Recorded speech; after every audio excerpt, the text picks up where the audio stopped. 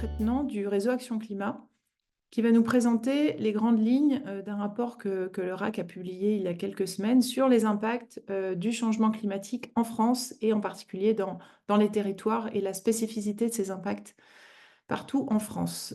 Donc je vais tout de suite te donner la parole, Benjamin.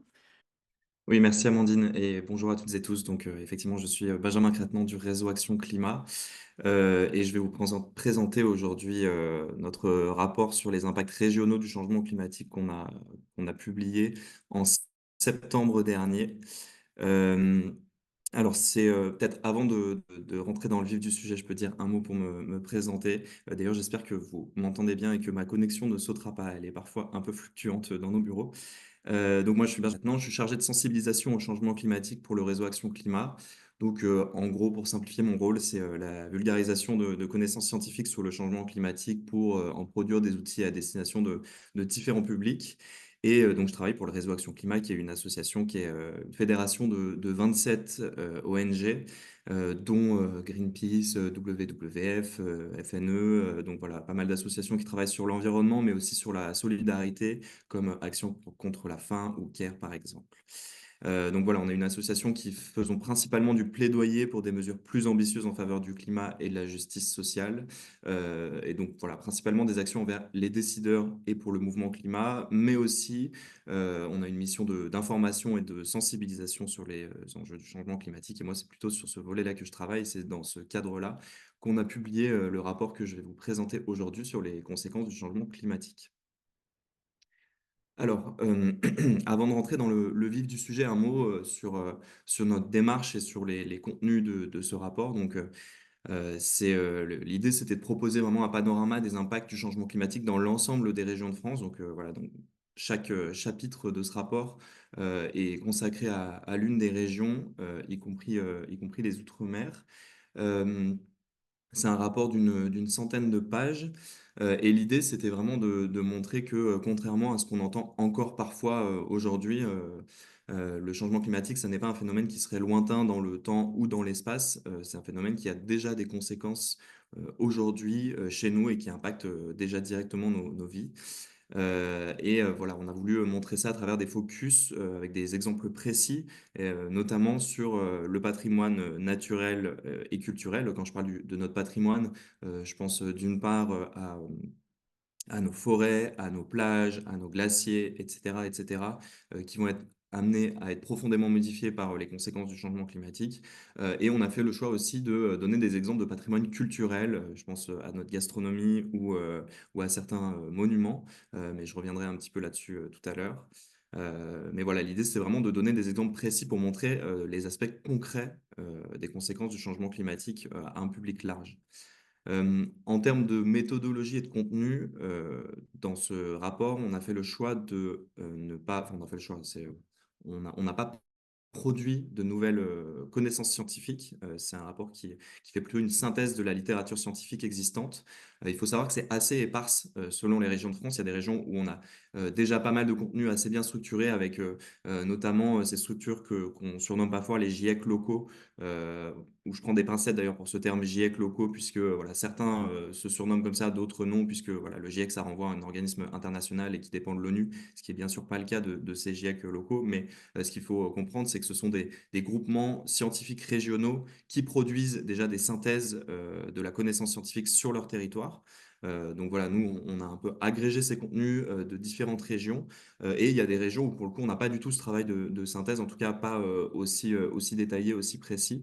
Et là, pour le coup, voilà, on a dû aller chercher de la matière, des rapports scientifiques existants à partir de données d'observatoires régionaux, etc. Donc, en agrégeant ce travail des GIEC locaux, des observatoires régionaux, de Météo France, du Haut Conseil pour le climat, il y a aussi un peu des données nationales sur lesquelles on a fait un peu des zooms.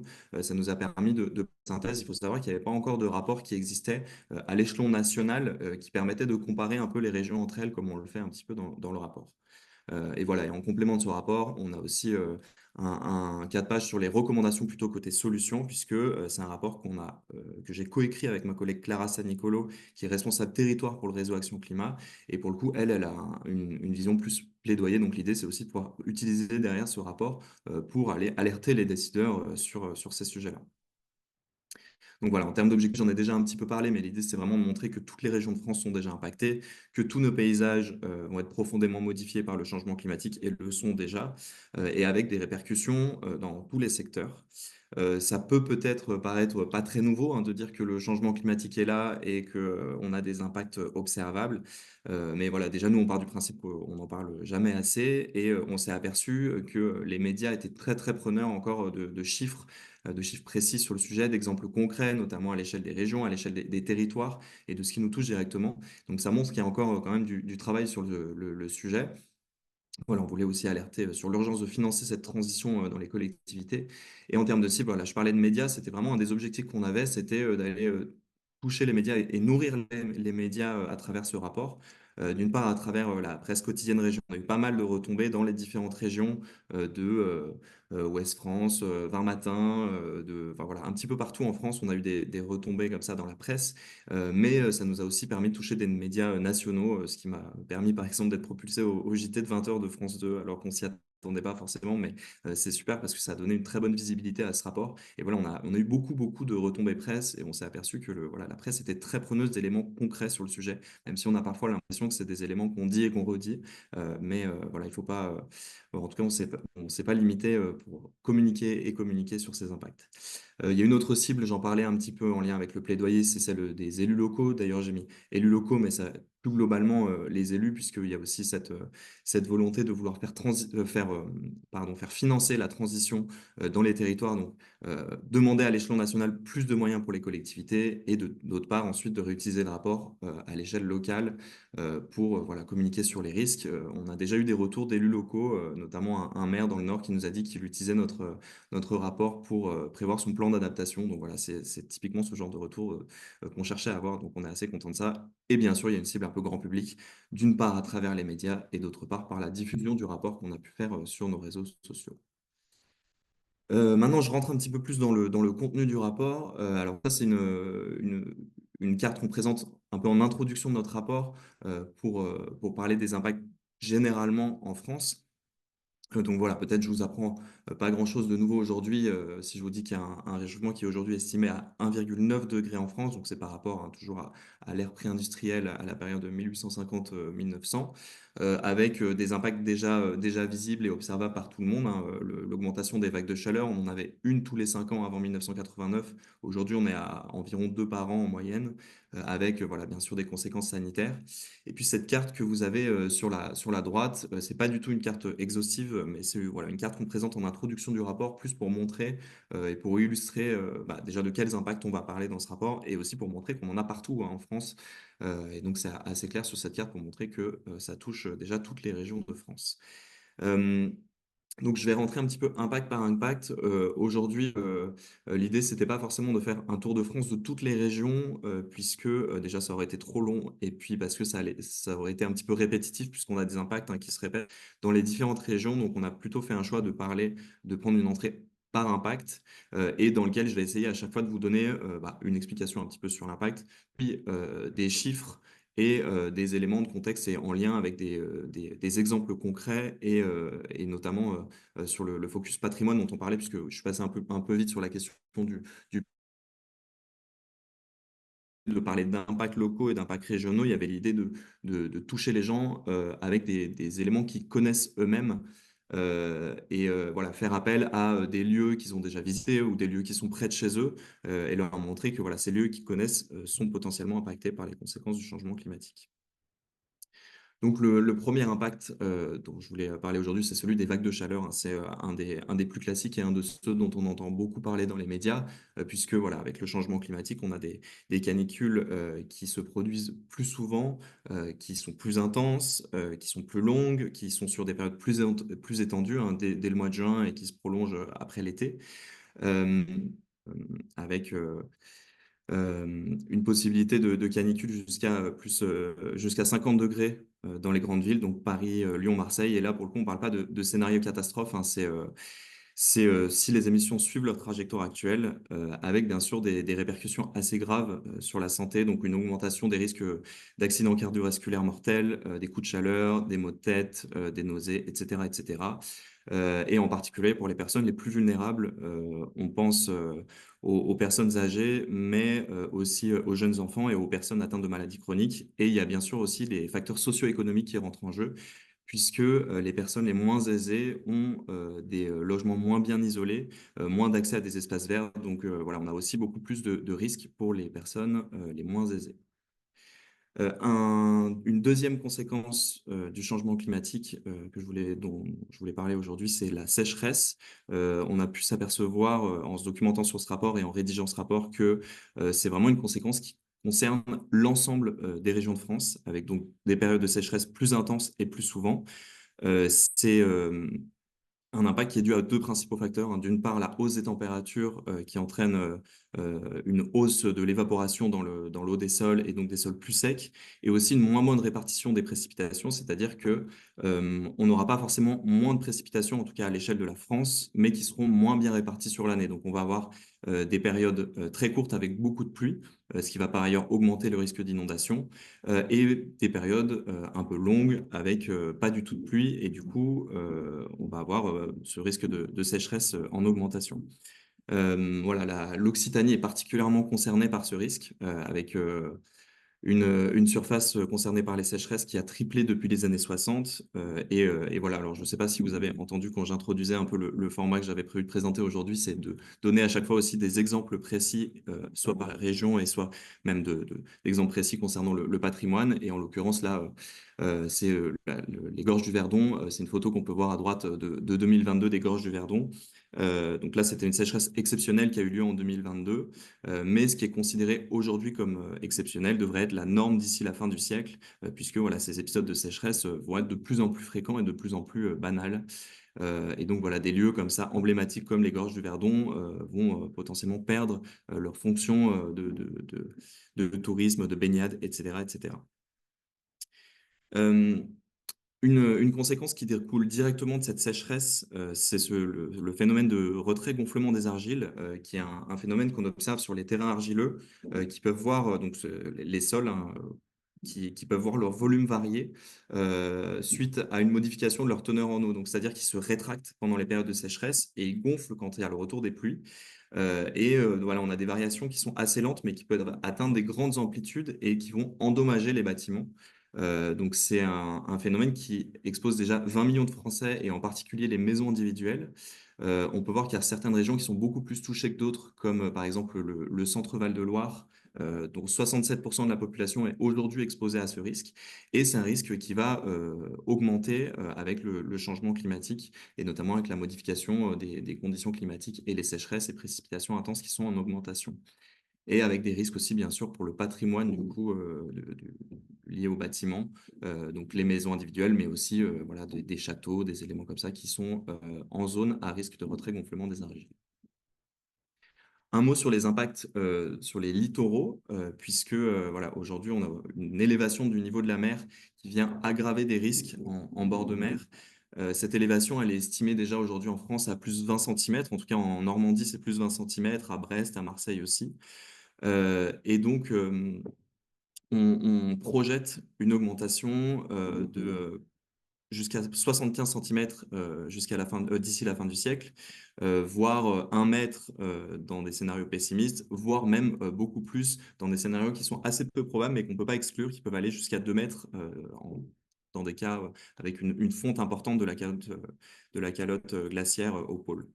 Et donc, ce qu'il faut noter, c'est que cette hausse, elle va continuer de toute façon pendant des siècles à des millénaires. Le niveau de la mer, il va dans tous les cas augmenter de quelques mètres. Mais par contre, nos émissions de gaz à effet de serre, elles vont déterminer le rythme de cette hausse. Donc, si elles sont élevées, on n'aura pas le temps de se mettre à l'abri. Donc, voilà, réduire nos émissions de gaz à effet de serre, ça va nous donner du temps pour se préparer à lutter contre ces risques. Euh, voilà, aujourd'hui, on a déjà 2 tiers des côtes normandes qui sont déjà en érosion. L'érosion, c'est un des risques qui est augmenté par cette élévation du niveau de la mer, avec la disparition de certaines plages, notamment des plages de la Côte d'Azur, des plages de l'île d'Oléron aussi. L'île d'Oléron est fortement exposés à ces risques d'élévation du niveau de la mer et de l'érosion. Et on a un autre risque qui est en augmentation, c'est celui de vagues de submersion.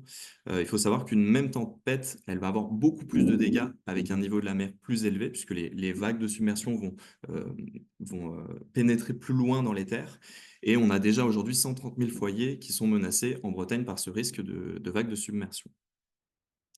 Je parlais d'inondations par submersion, mais on a aussi d'autres types d'inondations dont le risque est augmenté, notamment les inondations par ruissellement et par débordement. Et c'est un risque qui est accentué par l'augmentation des épisodes de précipitations extrêmes, hein. Je parlais tout à l'heure de la modification des régimes de précipitation. Et du coup, voilà, on va avoir plus souvent des épisodes de précipitations très fortes sur des temps très courts qui va augmenter ce risque d'inondation. Et voilà, c'est d'ailleurs d'actualité, hein, avec ce qu'on a pu voir en Espagne ces dernières semaines.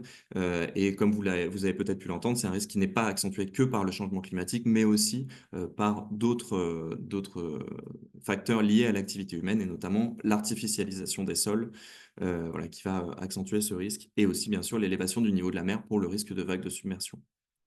On a déjà aujourd'hui en Hauts-de-France 6 communes sur 10 qui sont menacées par ce risque d'inondation. Et voilà, je l'évoquais juste avant sur le côté submersion. En Bretagne, on a déjà 130 000 foyers qui sont menacés. Mais voilà, ça concerne aussi un peu toutes les zones littorales avec voilà, des bâtiments, des habitations, des infrastructures qui sont directement exposées à la montée des eaux et à ce risque d'érosion. Euh, Un mot sur la fonte des glaciers et la baisse de l'enneigement.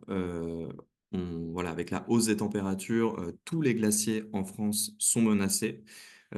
D'ici la fin du siècle, pour les plus grands glaciers, donc par exemple la mer de glace à Chamonix ou la Grande Motte à Tignes, et dès 2050 pour les petits et moyens glaciers, les glaciers de moyenne montagne. Voilà, les glaciers ont déjà perdu 70% de leur volume dans les Alpes. On estime aussi que dans le massif des Écrins, par exemple, qui est assez emblématique dans les Alpes du Sud, 231 sur 256 glaciers ont une haute probabilité de disparaître dès la fin du siècle. Et voilà, donc si le réchauffement atteint plus de degrés à l'échelle mondiale, donc ça correspond en gros à 4 degrés à l'échelle de la France, donc c'est la trajectoire sur laquelle on est. Dans les Pyrénées, on aurait un enneigement naturel qui serait suffisant que pour 3 stations de ski. Un autre milieu qui est impacté par les conséquences du changement climatique, c'est celui des forêts, en particulier impacté par les sécheresses. Donc les sécheresses qui, d'une part, entraînent un stress hydrique qui va limiter la croissance des végétaux et qui va augmenter la mortalité des arbres, mais qui va aussi entraîner d'autres vulnérabilités, d'une part aux ravageurs, donc certains insectes, certaines maladies, certains champignons, qui seront plus virulents sur des arbres en mauvaise santé et en situation de stress hydrique, et aussi une augmentation du risque d'incendie. Voilà, on a ce chiffre-là que je vous ai mis ici, 50% des forêts métropolitaines qui devraient être soumises au risque d'incendie dès 2050, sachant qu'aujourd'hui on est à un tiers. Et un petit mot d'ailleurs sur ce risque d'incendie. Moi, quand je présente ça, en général, on m'oppose le fait que ce sont souvent des incendies déclenchés par la main de l'homme. Alors c'est vrai que pour déclencher l'incendie, il faut une intervention humaine généralement, que ce soit accidentelle ou criminelle. Mais le changement climatique, il réunit tous les ingrédients pour le déclenchement des feux, pour leur propagation et pour leur maintien. Donc c'est ce qui explique cette augmentation du risque d'incendie et cette augmentation du nombre de feux qu'on a pu voir ces dernières années avec voilà, énormément d'hectares partis en fumée, notamment en Gironde en 2022. Le dernier impact dont je voulais vous parler ce matin, c'est l'augmentation du risque lié aux cyclones tropicaux, donc qui concerne les régions d'outre-mer. En France métropolitaine, c'est un petit peu plus compliqué de faire un lien direct avec l'augmentation des tempêtes, en tout cas de faire une généralité. Par contre, sur les cyclones tropicaux, on sait qu'ils ne seront pas forcément plus nombreux, mais qu'ils seront plus intenses. Et l'exemple qu'on donne dans le rapport, c'est l'ouragan Irma qui a frappé en 2017 pardon, Saint-Martin et les autres îles des Caraïbes, qui est le cyclone le plus fort jamais enregistré dans cette région et qui est considéré comme représentatif de ce que seront ces ouragans du futur. Donc, ce phénomène qui est considéré comme extraordinaire aujourd'hui, il sera considéré comme banal d'ici la fin du siècle. Et voilà, c'est un phénomène avec des vagues à 10 mètres de hauteur, avec des rafales de vent qui atteignent 360 km/h, avec des dégâts matériels et humains considérables, avec plus de 130 morts, en l'occurrence pour Irma, et plus d'1 millier de blessés, et 95% des bâtiments détruits ou dégradés. Donc voilà, c'est un exemple de ce qui pourra se reproduire à l'avenir. Et de manière générale, les DROMCOM sont vraiment les premiers impactés par les conséquences du changement climatique. On a fait le tour un petit peu des impacts dont je voulais parler. Je vais assez vite puisqu'il me reste 2 minutes avant de passer au temps de questions-réponses que je voudrais respecter. Mais ce qu'il faut aussi bien retenir, c'est qu'on a des répercussions donc en cascade dans tous les secteurs. J'ai parlé rapidement de la santé tout à l'heure. Il y a bien sûr aussi l'agriculture, voilà, les différents secteurs de l'économie, donc l'agriculture, mais aussi la pêche, le tourisme et les conditions de travail qui vont être profondément modifiées avec notamment l'augmentation des vagues de chaleur, la production d'énergie, bien sûr la biodiversité. Et en plus, ces impacts se répondent entre eux, hein. Là, je l'ai présenté un peu comme une liste, mais il faut vraiment pas voir ces impacts comme des éléments séparés les uns des autres. Euh, Au contraire, ce sont des impacts qui s'influencent les uns les autres. Par exemple, des vagues de sécheresse vont euh, augmenter le risque de sécheresse, qui elles-mêmes vont augmenter le risque d'incendie, etc., etc. Et on a cette combinaison de facteurs qui entraîne des événements plus graves. Pour y faire face, quand même un mot pour parler des solutions avant de passer au temps de questions-réponses. Euh, on a quand même la nécessité aujourd'hui de s'adapter. On est très en retard sur l'adaptation et ça, c'est pas moi ou le réseau Action Climat qui le dit, c'est le Haut Conseil pour le climat. Dans le rapport, c'est pas le sujet du rapport, hein, l'adaptation, mais on a essayé quand même d'intégrer des encadrés sur voilà, certains éléments, certains exemples d'adaptation. Voilà, je vous en ai mis une petite liste ici qui est bien sûr non exhaustive, mais qui permet de répondre à certains de ces impacts. Mais la principale solution qui va permettre de lutter à la fois contre tous ces impacts et de limiter leurs répercussions, c'est la réduction des émissions de gaz à effet de serre, qui doit être forte, rapide et généralisée. Et c'est ce sur quoi on a un petit peu conclu dans le rapport. Alors, on a fait un focus sur l'échelle du local. Euh, mais voilà, en partant du constat que voilà, le changement climatique, donc comme on le dit dans le rapport, c'est ici et maintenant et ça va aller en empirant et les territoires sont tous impactés de manière différente. Et donc les collectivités, elles doivent être en mesure d'apporter des réponses adaptées à leur réalité. Et donc voilà, c'est essentiel de mieux financer les politiques locales pour le climat. Alors il y a bien sûr des mesures qui se prennent à l'international pour lutter contre le changement climatique. Il y en a d'autres qui doivent se prendre à l'échelon national. Et nous, on a fait le choix de faire ce focus sur l'échelle locale, qui est celle aussi de l'opérationnalisation hein, de ces mesures. Et pour le coup, les collectivités, elles ont besoin de moyens financiers, de moyens humains et de moyens techniques pour pouvoir agir contre le changement climatique. Et pour le coup, aujourd'hui, on est plutôt en train de réduire leur financement. Donc voilà, c'est ce qu'on a voulu aussi nous demander sur l'aspect un peu plus plaidoyer de ce rapport, voilà, à travers la conclusion de notre rapport. Voilà, j'ai à peu près terminé ma présentation. Juste un mot sur la suite. Donc, nous, on va réutiliser les contenus de ces rapports dans les médias, sur les réseaux sociaux et en plaidoyer, comme je le disais. Et on prévoit en 2025 de faire un rapport spécifique sur les impacts du changement climatique en Outre-mer, sur lequel on passe assez vite dans notre rapport. Il y a un seul chapitre pour toutes les régions. Donc, voilà, on va faire un rapport qui fera un focus là-dessus en 2025. Voilà, j'ai fait le tour. Encore désolé vraiment pour cette coupure qui m'a obligé à aller très vite sur la présentation des impacts. J'espère malgré tout que c'était clair. Et sinon, je vous invite à aller voir le rapport sur notre site. Je vais vous mettre le lien dans le chat pour accéder à tous les contenus du rapport. Et voilà, Amandine, je te laisse la parole. Merci Benjamin. Ce que je disais pendant que ça coupe, c'est que oui, nous aussi, avec le replay de webinaire, on renverra vers votre rapport pour que tout le monde l'ait, puisque toutes les personnes inscrites recevront le replay, donc recevront le lien vers votre rapport. Et par ailleurs, il y a plusieurs demandes pour recevoir le PowerPoint. Si tu en es d'accord, voilà, ce que je disais, c'est d'habitude, ce qu'on fait, c'est qu'on propose aux uns et aux autres qui le souhaitent de nous envoyer un petit mail et puis on leur transmet le PowerPoint. Pas de problème. Tu es OK avec ça? Merci beaucoup, c'était clair. Il y a déjà plusieurs questions, mais évidemment, n'hésitez pas à en ajouter.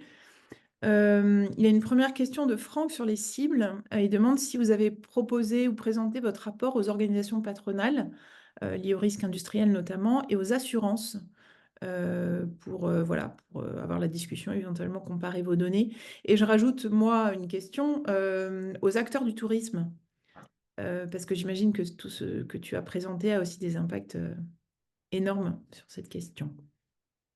Alors, c'est une très bonne question. Pour être honnête, pour l'instant, on ne l'a pas encore fait, plutôt par manque de temps qu'autre chose, mais c'est quand je parle du fait de réinvestir le rapport en 2025 et de pas le laisser comme lettre morte, c'est ce genre de travail qu'on va faire en 2025, d'une part d'aller parler, comme je le disais un petit peu, aux élus et notamment aux élus locaux, mais d'autre part d'aller le présenter à d'autres types d'acteurs. Effectivement, les assurances, c'est ce qu'on a en tête. Le milieu patronal, c'est pas forcément quelque chose qu'on avait en tête au départ, mais il se trouve qu'on a été contacté par le MEDEF pour présenter ça. Donc voilà, depuis, on a ça en tête et c'est prévu. Tu parlais du tourisme. Pour être honnête, on n'y avait pas pensé, en tout cas pas de mon côté. Moi, c'est un petit peu moins mon volet, ce volet-là. Après, moi, j'étais plus sur le côté rédaction et vulgarisation des contenus. Donc, je crois qu'on n'y avait pas pensé, mais en tout cas, je le note parce que je pense que c'est une très bonne idée. Et donc voilà, je pense que tu dis ça aussi en lien avec le fait qu'on a fait exprès de citer des exemples concrets et le tourisme, on le cite pas mal dans le rapport, hein, de lieux euh, qui, euh, qui font envie aux gens et qui vont disparaître. Et donc voilà, ça nous semblait être une piste, une porte de communication, un angle de communication intéressant. Donc je pense que ça peut être intéressant effectivement d'aller voir les acteurs du tourisme. Pour l'instant, c'était pas prévu, mais je me note cette idée. Ok, il y a une autre question sur les cibles, qui est celle de Sarah, qui demande la réception de ce rapport auprès des élus locaux qui font face aux baisses de moyens, puisque là, c'est la pleine discussion justement sur le projet de loi de finances. Et on voit que ça va être compliqué, notamment sur le fonds vert. Voilà, est-ce que vous avez des discussions avec eux? Est-ce que vous êtes allé au Congrès des maires de France ou au moment au Congrès des départements, par exemple?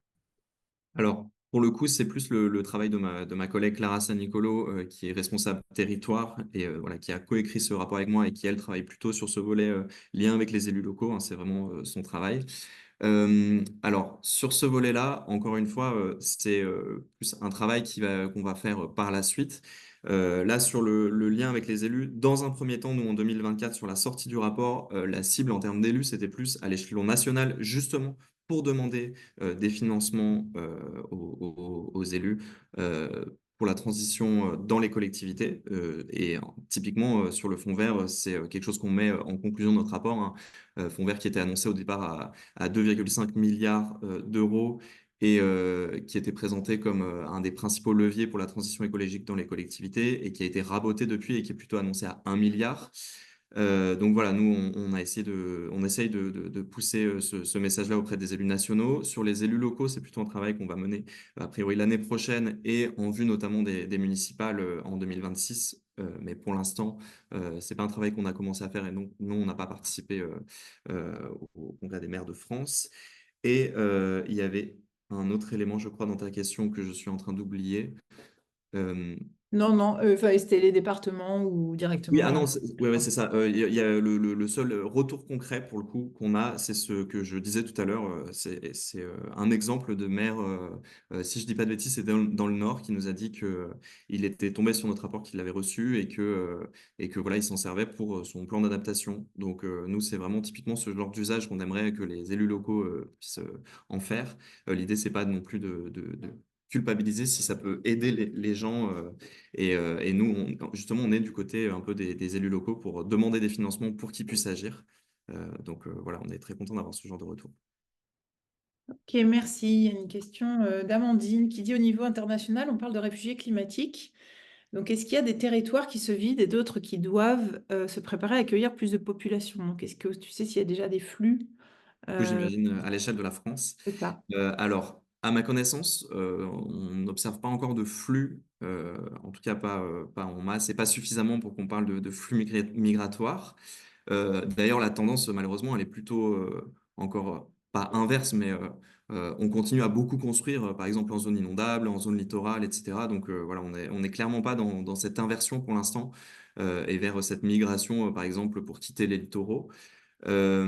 Malgré tout, il y a quand même certains exemples. Alors, c'est des toutes petites échelles pour l'instant, mais je pense à peut-être que vous connaissez l'histoire de l'immeuble du Signal à Soulac-sur-Mer, si je dis pas de bêtises, en Gironde, il me semble. En tout cas, ce qui est sûr, c'est que c'est sur la côte ouest.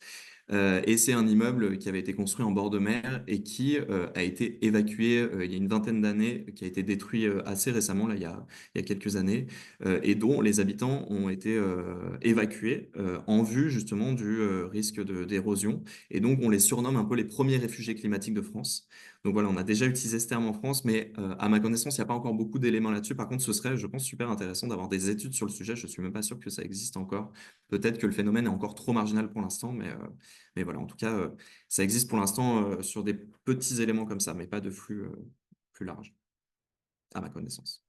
Ok, merci. Il y a une suggestion aussi, peut-être dans les pistes sur le travail, puisque tu les as évoquées, c'est que associé au rapport puisse être associé au rapport une liste des acteurs vertueux, territoire par territoire, parce que pour les acteurs des territoires, c'est très intéressant de savoir qui a envie, qui agit, qui réfléchit, qui donne de la donnée, puisque tu évoquais les GIEC, entre guillemets, locaux. Voilà. Est-ce que c'est une piste que vous avez envisagée au RAC, vous ou d'autres, peut-être?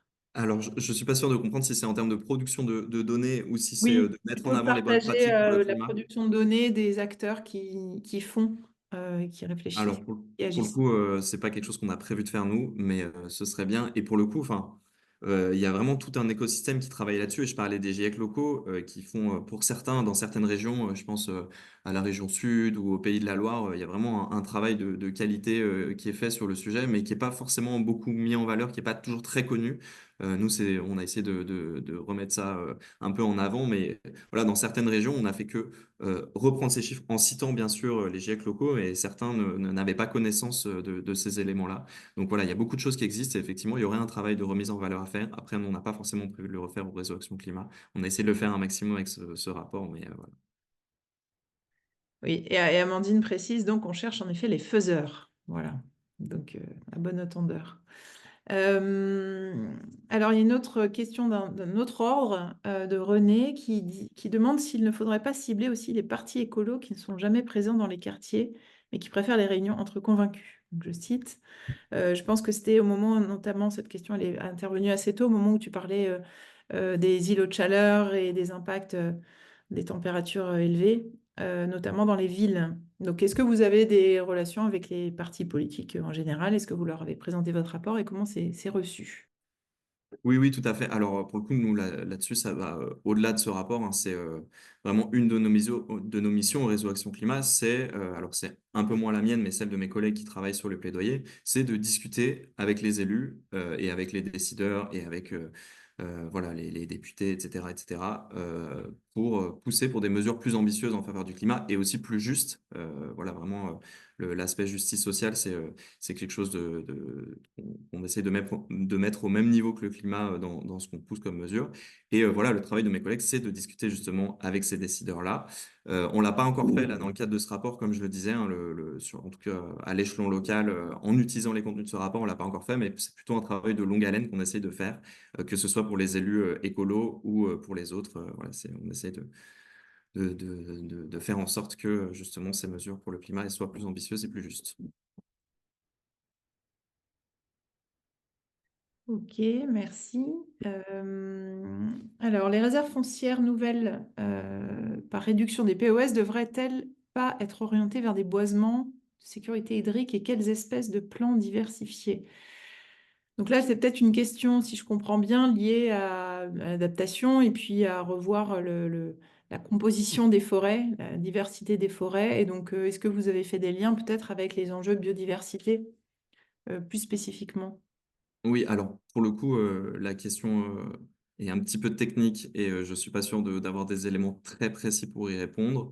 Effectivement, on parle des forêts dans le rapport et un des moyens de s'adapter, ça va être de repenser cette gestion des forêts en lien avec, d'une part, effectivement, la protection de la diversité et d'autre part, la gestion du risque d'incendie. Pour le coup, nous, notre rapport, il n'est pas centré sur l'adaptation. On met surtout en avant les risques. On dit qu'il va falloir prendre des mesures d'adaptation, mais on ne rentre pas dans ce niveau de détail-là. Donc, moi, pour le coup, j'ai pas d'éléments là-dessus, donc je préfère ne pas dire de bêtises. Mais ça me permet de glisser que je voulais le dire en fin de présentation, puis comme je suis allé un peu vite, j'ai un peu oublié. Il y a deux rapports assez complémentaires à celui qu'on a fait, qui répondent pas forcément à cette question, mais c'est juste que ça m'y fait penser que je voulais les citer. D'une part, le rapport de Greenpeace sur les coûts des impacts du changement climatique et qui interroge sur qui va payer, qui est sorti en octobre, qui est assez complémentaire de notre rapport. Et un autre qui est très complémentaire, c'est celui d'Oxfam qui est sorti en juillet dernier sur la question de l'adaptation. Merci. Et la question, elle allait même plus loin sur qu'est-ce qu'on fait du foncier et comment on aménage le territoire pour réduire les impacts du changement climatique, notamment sur les inondations, etc. Et c'est vrai que voilà, il y a une grosse question sur l'aménagement, sur les zéro artificialisation nette, qui est un sujet politique là, de cette semaine chez les maires de France et qui, voilà, qui est en passe d'avoir plutôt un recul que des avancées. Et donc c'est vrai que ça pose la question vraiment très clairement de comment on construit nos territoires. Hop, alors j'ai plein de questions qui arrivent. Donc et voilà, donc une remarque sur en effet les sols vivants qui sont les plus efficaces pour la séquestration du carbone. Enfin, c'est ce lien vraiment très fort que je pense, alors pas les organisations, mais les pouvoirs publics ont du mal à faire entre changement climatique et biodiversité, et surtout lié à l'adaptation. Et voilà, ça c'est un enjeu de travail très important. Une autre question, est-ce que vous avez pu chiffrer ces impacts dans les régions et les coûts de l'inaction? Alors, est-ce que c'est ce que tu évoquais par Greenpeace? Oui, bah voilà, justement, ça correspond exactement à ce qu'a fait Greenpeace, qui fait j'essaie de retrouver en même temps, mais qui a sorti un rapport Mm. qui s'appelle Événements climatiques extrêmes qui passent à la caisse. Donc voilà, le titre est évocateur. Et oui, alors sur le coût de l'inaction, on a quelques éléments qu'on a mis en conclusion de notre rapport euh, sur le fait que on, on a déjà, bah ça c'est le rapport d'Oxfam aussi pour le coup qui le dit, déjà 120 milliards de pertes économiques depuis les années 80. L'ADEME chiffre aussi jusqu'à 7 points de PIB en moins d'ici la fin du siècle si on n'agit pas. Ça c'est plutôt sur le coût de l'inaction. Et pour le coût des impacts, je vous invite à lire le rapport de Greenpeace qui est vraiment centré sur le sujet. Oui, moi j'ai lu sur la question des inondations, par exemple, qu'une inondation en moyenne, c'était 180 à 220 millions d'euros d'impact, hors impact humain, évidemment, absolument pas chiffrable. Voilà, donc ça, ce sont des éléments très importants. Et ce coût de l'inaction, c'est quand même une question qui revient, je trouve, peu à peu. Et je pense qu'il faut collectivement travailler, puisque la question économique est une question extrêmement politique. Alors, il y a une question qui est entre un témoignage et... Ah, pardon, il est 9h30. Alors, je suis désolée, parce que comme il est 9h30 et qu'on met un point d'honneur vraiment à finir les webinaires à l'heure pour les uns et les autres, Amandine, vous qui avez posé une question, je vais la transmettre à Benjamin, comme toutes les questions qui ont été posées voilà, dans ce chat, parce que c'est toujours intéressant de recevoir les questions, les interrogations, les remarques qui ont pu être faites. Mais je vous propose de terminer à l'heure, à 9h30. Merci pour votre compréhension. Donc, merci beaucoup, Benjamin, pour cette présentation. On Merci à mettra vous, donc encore le désolé pour ces webinaire. soucis techniques. Pas de souci, on essaiera de couper le petit moment pour le webinaire qui vous sera envoyé, qui sera mis sur les réseaux. Le rapport est disponible, ceux que tu as évoqués, et aussi évidemment sur les sites respectifs des organisations qui les ont faites. Et puis voilà, merci et à bientôt. Merci Bonne beaucoup. journée. Bonne journée. Au revoir.